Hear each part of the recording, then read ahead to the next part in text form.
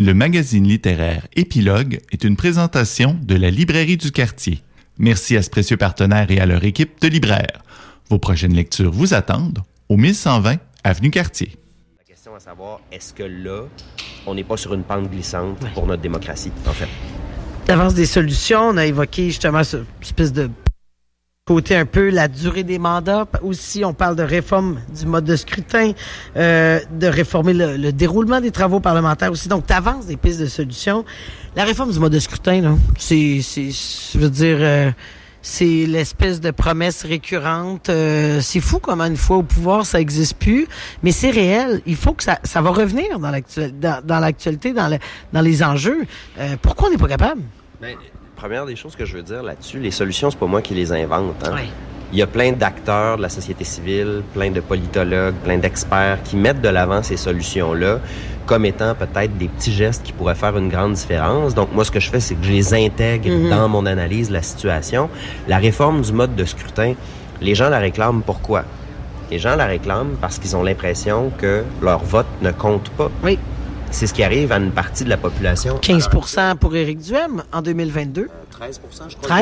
12-13, mais proportionnellement, aucun député à l'Assemblée nationale. Donc, une partie de la population qui n'a pas de voix dans les débats parlementaires, évidemment que c'est un enjeu démocratique. Évidemment. Puis je dirais la même chose si c'était un parti de gauche qui était face à cette absence de représentation politique au Parlement. Le risque, c'est que les gens qui ne se sentent pas représentés, encore une fois, décrochent.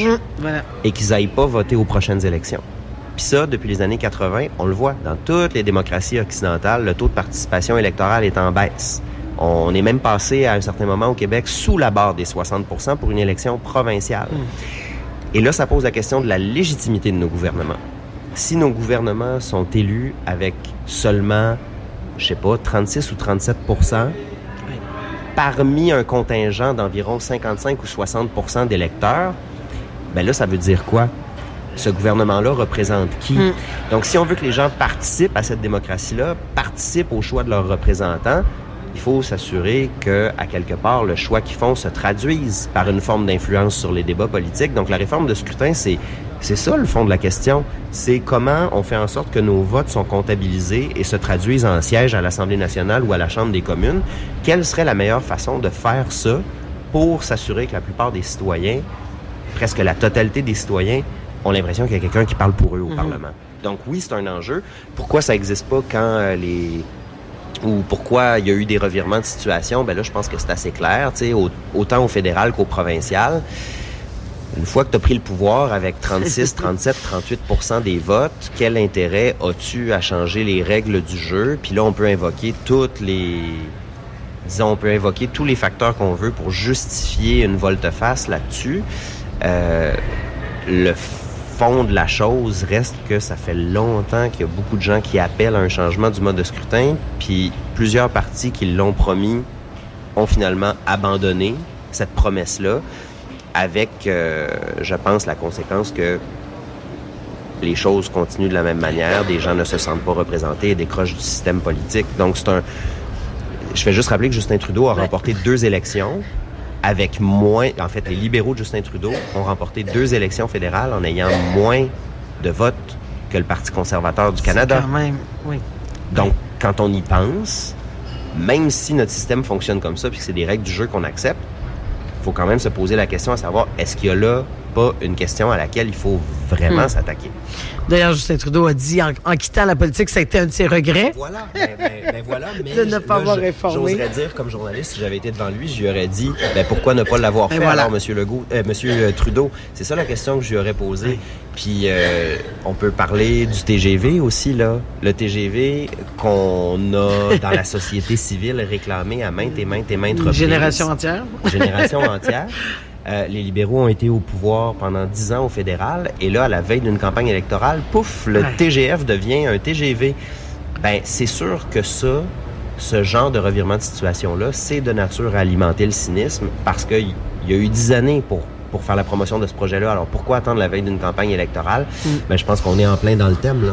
Et on n'a même pas parlé du 3e lien qui devient un peu cristallise cette façon d'aller au gré du vent. Tu en parles beaucoup en introduction comme étant, c'est un exemple de ce marketing politique où on essaie de gouverner selon les désirs, on recule. Il y a beaucoup de choses dans ce livre, Alexandre Duval. J'aurais envie de terminer avec un peu de human interest, comme nous disait Michel Chartrand. J'ai beaucoup aimé, évidemment. J'ai reconnu ton regard, mais effectivement, la grande documentation aussi, c'est un travail de sciences politiques. C'est pas loin de là. C'est un travail avant tout de recherche, de mise en perspective de certaines théories, de les vulgariser. On est en pleine campagne fédérale au moment où on se parle, année électorale au municipal. La réaction, le livre a une grande couverture, ça fait quelques jours à peine. Quel genre de rencontre pour ton premier livre au Salon du Livre? Comment c'est reçu? À quoi tu t'attends même comme journaliste pour la suite des choses? La réception à date me touche beaucoup parce que j'ai écrit ce livre-là pour dire aux gens, voici pourquoi vous vous sentez peut-être comme ça par rapport à la politique. Donc, je l'ai écrit pour eux. Je l'ai pas écrit pour les experts de la politique. Je l'ai pas écrit pour les cracks de la politique, quoique ça risque de les intéresser aussi. Puis là, à date, ce que j'ai comme disons, feedback ou comme retour un peu, c'est des gens qui me disent « Hey, c'est le fun parce que j'ai l'impression que même si vous nommez des choses dans ce livre-là qui sont pas toujours faciles à nommer, il y a une forme d'objectivité. Puis là, l'objectivité en journalisme, on peut en débattre longtemps, là, mais c'est-à-dire que ce que j'avance, je l'avance en m'appuyant sur des analyses, sur de la science politique, sur des sources, sur des chroniques, sur de l'actualité. Puis ça, je pense que les gens savent reconnaître l'honnêteté de l'exercice intellectuel. C'est-à-dire que c'est pas le livre « Voici ce qu'Alexandre Duval pense de », c'est plutôt « Voici l'analyse qu'on peut faire de la situation ». Puis ça, j'aime que ce soit compris par les gens qui me lisent.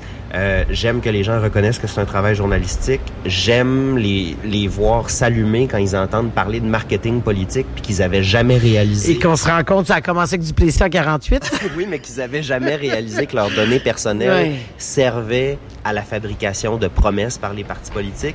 Fait que ce que j'aime, c'est l'espèce d'éveil que je vois jusqu'à maintenant puis la reconnaissance que le travail qui est fait là-dedans, c'est un travail de journaliste qui vise pas à prendre parti pour autre chose que la démocratie. Puis ça, si on est les chiens de garde de la démocratie, c'est la base. Là, tu me demandais la suite des choses. J'ai mon année sabbatique avec Radio-Canada qui se termine à la fin du mois de mai. Ça me laisse encore 1 mois et demi pour vivre le buzz du livre. Je sais pas où je m'en vais avec ça. Je peux juste vous dire que j'ai eu un fun fou à écrire ce livre-là, puis j'espère que les gens qui l'ont dans les mains le sentent. J'ai essayé de rendre l'écriture vivante, j'ai essayé de la rendre accessible, puis là maintenant ça m'appartient plus. Fait que si vous l'aimez, faites-le voyager. Absolument, c'est essentiel, un livre vraiment très agréable. Moi, j'ai eu beaucoup de plaisir, beau travail d'édition aussi là pour se répondre aussi entre chapitres. On voit qu'il y a une espèce de cohésion entre les partis, ce que ça implique, le marketing. Oui, voilà, exactement. Puis tout ça est bien imbriqué. Vraiment un très bon boulot. Merci beaucoup, Alexandre Duval. Obsession, élection, comment l'électoralisme affaiblit nos démocraties aux éditions Somme Toute. Merci Valérie.